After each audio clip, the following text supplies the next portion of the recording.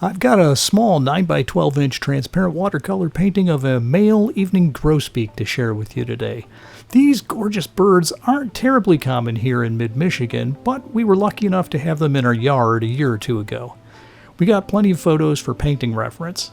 I was planning on holding back on saturated colors for most of the painting, leaving the grosbeak as the star of the show. After a lot of sketching and refining, I prepared for my background wash by frisketing off the foreground and pre-mixing all of my background colors.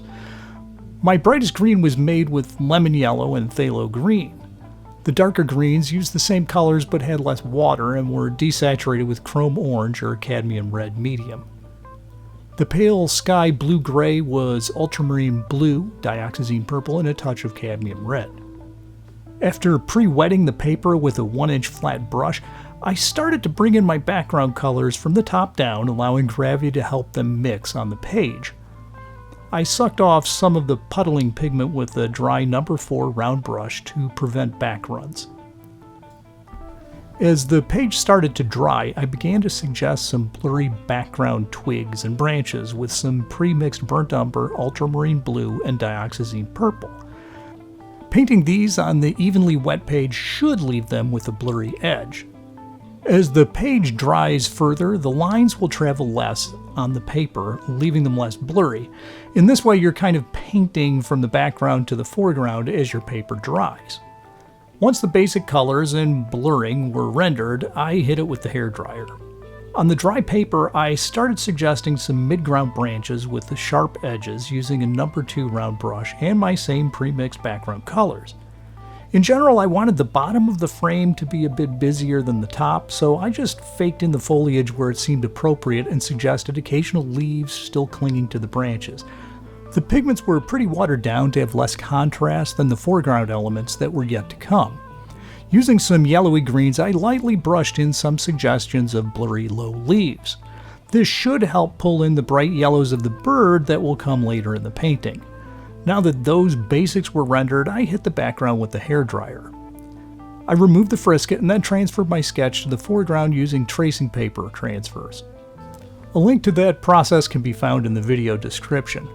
Unfortunately, as I removed the frisket, I found that the paper peeled up in the lower right-hand corner of the painting. I'm used to working on hot press paper, and this Kilimanjaro cold press paper that I've been experimenting with seems to be a good bit softer. In rewatching the video, I also noticed that the area that peeled was the same section that I had just painted minutes before. Apparently, I should have spent longer with the hairdryer. Wet paper is much more delicate and easily damaged. Oh well, what can you do? I now had a problem on my hands. I decided to forge ahead rather than restarting the entire painting since I had already invested about 2 hours and the area was small. Hopefully I can minimize the appearance of the defect later on. Damaged paper never takes pigments correctly, so there really is only so much you can hope for. Watercolor can be an unpredictable medium, and this is just one of the problems that occasionally pops up. I quickly pulled out some tracing paper and the folding bone to compact the pulled up area to flatten it a bit more. Generally, this is a good place to start after seeing damage to the paper. Afterwards, I hit it with a quick wash of the same colors in that area. You can see that the damaged paper doesn't really take the pigment the same. Now that the damage was covered enough not to continually grab my eye, I went about covering the white of the page, starting with the largest area, which was the bird's yellow body. After that, I hit the leaves with a gray blue-green mix of phthalo green, ultramarine blue, cadmium yellow pale, and a little dioxazine purple. Branches were put in with some Indian red and chrome orange added to my dark gray-green background mix. I glazed in a second layer to the branches with similar colors. I made a super dark gray using some ultramarine blue, dioxazine purple, burnt umber mixed with my dark green background color, and used that to hit the lightest parts of the dark wings and tail of the bird. The darker parts of the bird were a crazy kind of color. It was sort of changing military green olive, green orange. Getting that to look right would take numerous glazes to build the right colors. I started with a mix of phthalo green and burnt umber. For the beak, which was an ivory color, I used a little Indian red, lemon yellow, and some of my light green premix. I then glazed in some layers to the leaves with some of my same bluish greens. I brought in some of those olive tones from the bird into the branches. Those were made with my light green premix, Indian red, and a little ultramarine blue. This should help all the colors play together in the end. Some attention went in on the bird's neck with cadmium yellow medium and chrome orange. I then hit some of the mid-ground leaves to add some darker areas to suggest shadows on the leaves. I also began introducing some warmer edges to those leaves. I glazed in more of those olive, greeny orange colors to the bird, darkening the same basic color combinations with some cadmium red medium. Basically, for this whole middle section of the painting, I was hopping around, working on lots of areas across the page, trying to develop detail in an even manner.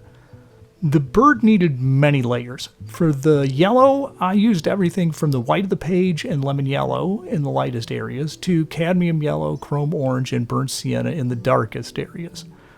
For the darks, I continued with my olive mixes and mixed in some more burnt sienna and chrome orange as it neared the yellow on the breast.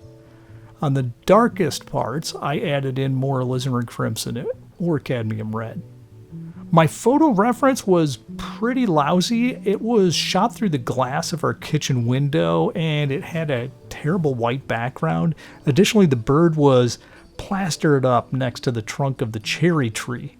Well, that's a great way for a bird to avoid becoming lunch for a Cooper's hawk, but not an ideal way to pose for a painting. Compositionally, the photo kind of dies with that big trunk stealing the nice lines of the bird's body. I've done a few paintings with the main trunk behind the bird, and they never are very successful. In this case, I decided to remove the trunk altogether and invented some other branches as if it were a bit higher in the tree. And this opened up the option to have some similar blurred out branches in the background to create a bit of rhythm and energy on the page. I did like the pose on the bird in that photo though. Most of my other shots had a gaggle of grosbeaks on the ground, which only has so many compositional possibilities. Once the bird started getting more rendered, I thought the branches needed to be warmed up a bit with some chrome orange or a cadmium yellow medium to unify the palette.